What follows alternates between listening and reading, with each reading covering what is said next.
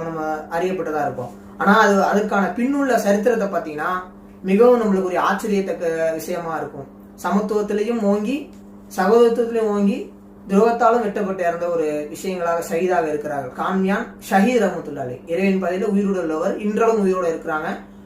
அவங்களுடைய புகழை கொண்டு உயிரோட இன்னும் இருக்கிறாங்க. அது என்னங்கிறத நம்ம பார்ப்போம். இப்ப நம்ம இருக்கிறத பார்த்தீங்கன்னா அந்த கான்யான் பள்ளியோட இருக்கின்ற நிர்வாகஸ்தா பெருமக்கள் இருக்கிறாங்க.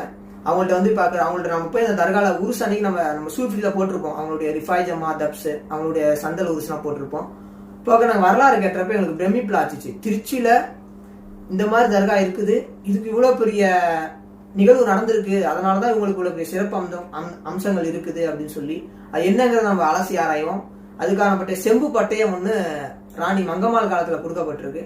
அதை நான் பேசுறதோட அவங்களுடைய வம்சொலியில் உங்களுக்கு பேசுவாங்க. பொறுமையா நீங்க நிதானமா கேட்டு அதை நீங்க பயன்படுத்திக்கணும்.